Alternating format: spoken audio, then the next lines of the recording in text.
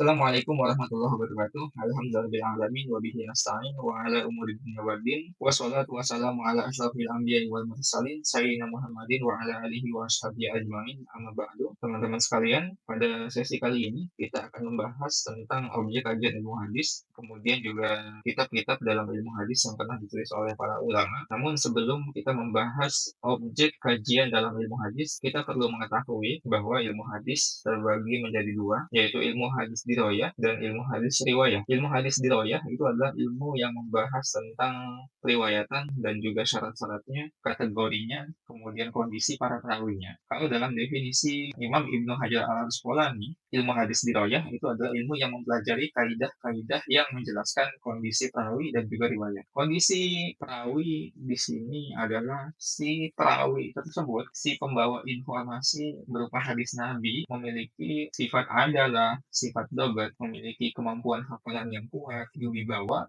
yang mana wibawanya itu tidak rusak di tengah masyarakat dan lain sebagainya yang termasuk ke dalam syarat-syarat riwayatan. Kemudian kondisi riwayat, apakah riwayat tersebut makbulah, dapat terima atau mardudah, ditolak, apakah riwayat tersebut mutasil, bersambung ya atau mungkoti dan lain sebagainya. Selanjutnya kita akan membahas tentang objek pembahasan riwayat hadis. Kita bisa mengelompokkan objek pembahasannya kepada tiga, yaitu sanad, rawi, dan matan. Sanad adalah rantai periwayatan. Isinya adalah para perawi hadis. Kemudian rawi adalah pembawa informasi. Dalam konteks hadis berarti dia adalah pembawa hadis dan menyampaikannya ke orang lain. Kemudian orang lain atau perawi lain juga menyampaikan kepada perawi lain. Selanjutnya matan adalah isi hadis itu sendiri. Substansi hadis yang disampaikan oleh Rasulullah. Entah itu berupa perkataan, perbuatan, maupun takrir. Kemudian peran pembahasan riwayat terhadap sanad adalah membahas atau mengecek keakuratan jalur periwayatan dari mulai sahabat sampai si penulis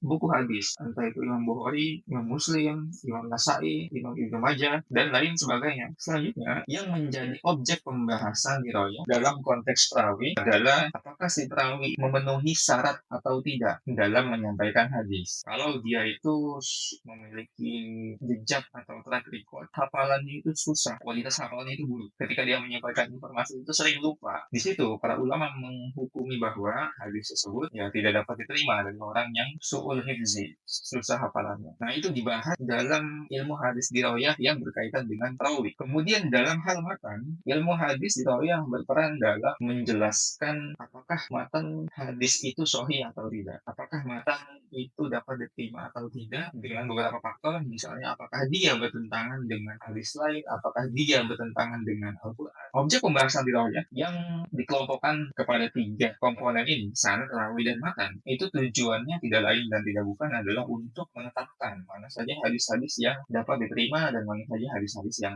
ditolak, tergantung kualitasnya. Selanjutnya kita akan membahas tentang ilmu hadis riwayat. Ilmu hadis riwayat itu ilmu yang mencakup perkataan dan perbuatan Nabi serta proses periwayatan, penjagaan, dan penetapan lafaz-lafaznya. Objek kajian ilmu hadis riwayat itu adalah perkataan dan perbuatan Nabi serta proses periwayatannya. Di sini ilmu riwayat berperan untuk menyampaikan hadis atau menuangkannya ke dalam tulisan. Suatu riwayat hadis dituliskan dalam entah itu lembaran-lembaran atau entah itu kitab. Menurut Imam Suyuti dalam Tadribur Rawi bahwa penyampaian dan pembukuan hadis diriwayatkan dan disampaikan apa adanya, baik segi matan maupun sanadnya, tidak melalui proses klasifikasi dan juga pengecekan validitas apakah hadis tersebut sahih atau tidak. Apakah matanya itu mengandung syadz atau ilah. Nah, itu tidak dicek terlebih dahulu. Itu yang dimaksud dengan ilmu riwayat. Manfaatnya kita dapat mengetahui banyak sunnah Nabi dan juga dapat mengamalkannya. Berkat ilmu riwayat ini, kita mendapatkan banyak informasi berupa riwayat-riwayat Nabi dari para perawi hadis. Tapi tentu saja meskipun ada klasifikasi antara riwayat dan riwayat, kedua model ilmu hadis ini tidak dapat dipisahkan satu sama lain. Periwayatan tanpa ada proses ditolak, proses kritik, ya, pengecekan, apakah ini sahih atau apakah ini dhaif, maka tidak bisa diamalkan. Sehingga kedua ilmu hadis ini, dirayah maupun riwayah, harus selalu bergandengan. Kalau kita ibaratkan ilmu hadis dirayah dan riwayah itu seperti ilmu tafsir dengan tafsir sendiri. Ada ilmu tafsir, ada tafsiran Al-Qur'annya. Kemudian ilmu usul fiqh dengan fikih itu juga tidak dapat dipisahkan. Jadi dirayah itu sebagai fondasi, kemudian riwayah itu sebagai outputnya yang sampai kepada kita. Selanjutnya, kita akan membahas tentang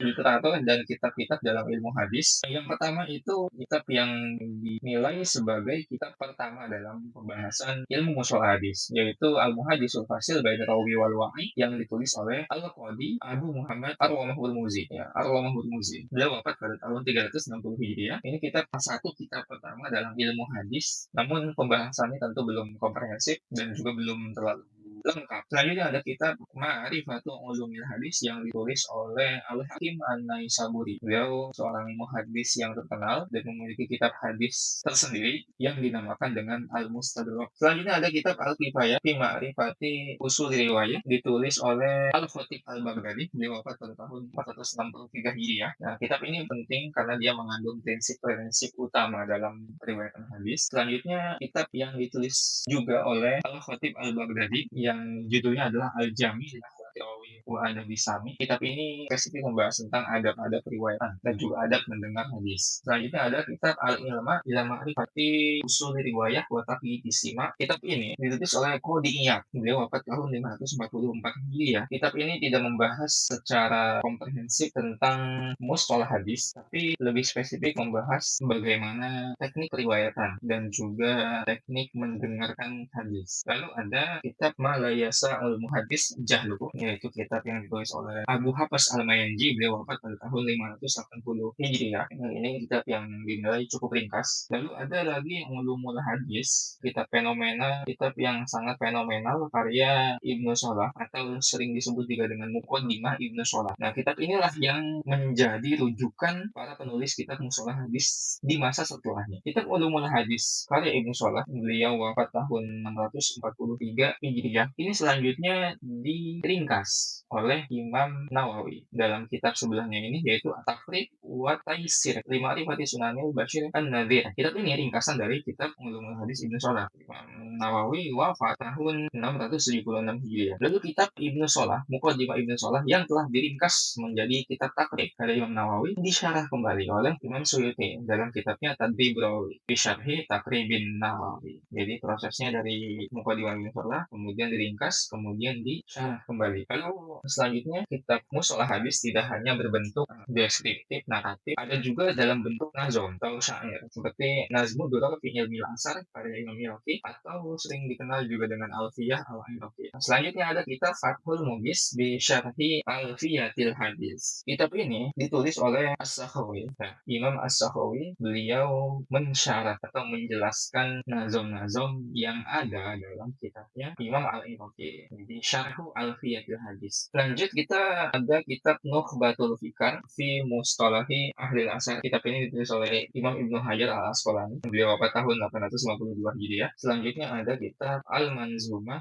Al-Baiquniyah, Nazom Baiquni, yang ditulis oleh Imam Al-Baiquni. Ini nazom yang cukup sangat ringkas dan mudah dihafal, sehingga di beberapa pesantren digunakan sebagai diktat dalam ilmu hadis dan juga dihafalkan karena ringkasnya itu. Dan yang terakhir adalah di sini ada kitab Qawaidut Hadis yang ditulis oleh Jamaluddin Al-Qasimi. Beliau wafat tahun 1332 Hijriah. Kitab ini memiliki beberapa pembahasan yang baru dan menarik. Itulah beberapa kitab, ada 14 kitab yang kita ulas secara singkat dalam sesi kali ini. Semoga suatu hari kita dapat membaca kitab-kitab yang diulas secara singkat ini, pembahasan tentang objek kajian ilmu hadis dan juga pengenalan beberapa kitab ilmu hadis secara ringkas dan singkat. Semoga bermanfaat. Terima kasih teman-teman sudah menonton. Wallahul muwaffiq ila aqwamit thoriq. Assalamualaikum warahmatullahi wabarakatuh.